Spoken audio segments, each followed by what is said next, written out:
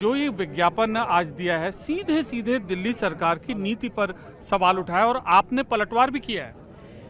मैं तो 2-3 दिन पहले ही समझ गया था कि ये कोई बड़ा फ्रॉड हो रहा है दिल्ली के साथ। आज देखो दिल्ली के गली जगह जगह पे फॉर्म भरवाए जा रहे हैं कि आपको 2100 रुपया दिया जाएगा और जो डिपार्टमेंट को देना है दिल्ली सरकार का उसने एडवर्टीजमेंट निकाल दिया कि ऐसा ना तो यहाँ मुख्यमंत्री ने कोई प्रस्ताव दिया है, ना तो कोई मीटिंग हुई है, ना तो करने की कोई भविष्य में योजना बनी है। ये जो भी आपसे पत्र भरवाए जा रहे हैं उससे सावधान रहें, इसमें फ्रॉड हो सकता है। ये वही विभाग कह रहा है जो दिल्ली सरकार का विभाग है। लेकिन आम आदमी पार्टी ट्वीट करके कह रही है कि बीजेपी वाले घबरा गए हैं और इस योजना से बड़ा फायदा आम जनता को मिल रहा है। भाई वो बीजेपी नहीं एडवर्टीजमेंट निकाली है, वो तो दिल्ली सरकार का वो डिपार्टमेंट निकाला है। तो ऐसा कौन सा काम कर रहे हैं कि दिल्ली सरकार का ही डिपार्टमेंट दिल्ली सरकार को कह रहा है कि आप ये फ्रॉड मत करिए जनता के साथ, ऐसी कोई योजना नहीं है।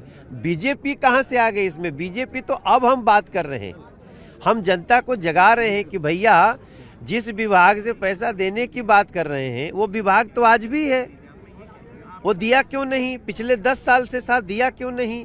और आज वो विभाग कह रहा है कि अभी इस विभाग में कोई प्रस्ताव भी नहीं है और ना तो इस तरह का कोई नियम है, ये सिर्फ फ्रॉड हो सकता है। ऐसा दिल्ली की जनता सावधान रहे। देवेंद्र जी, 2 योजनाएं जो अरविंद केजरीवाल ने लॉन्च की थी, संजीवनी और मुख्यमंत्री महिला सम्मान, दोनों को लेकर आज डिपार्टमेंट से पब्लिक नोटिस जारी हुए हैं, क्या प्रतिक्रिया आपकी?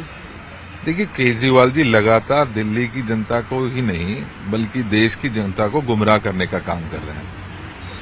मुझे याद है कि आज से 3 साल पहले पंजाब में भी इन्होंने इसी तरीके की घोषणा की थी।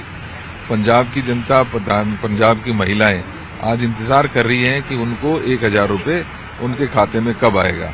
इसी प्रकार की योजना यहाँ लागू करते हुए और योजना को भी इस तरीके से लागू किया गया जैसे ये कोई सरकारी योजना है और उसके तहत फॉर्म भरवाने इन्होंने शुरू किए हैं।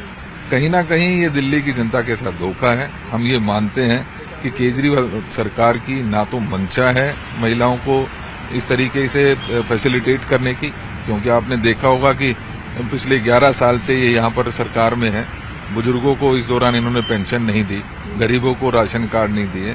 अगर मंशा सही नहीं है और तरीका ठीक नहीं है तो इनके ऊपर कार्रवाई होनी चाहिए। राजेंद्र गुप्ता जी हमारे साथ, आप इस विज्ञापन को के बारे में क्या कहेंगे? और उन्होंने सीधा सीधा सरकार पर सवाल उठाया। ये बहुत ही महत्वपूर्ण विषय है कि जिस तरह से विभाग ने ये नोटिस निकाला है, ये जानकारी दी है, इससे तो साफ जाहिर होता है कि ये सरकार झूठ और फ्रॉड पर चलने वाली सरकार है, लोगों की भावनाओं से खिलवाड़ कर रही है।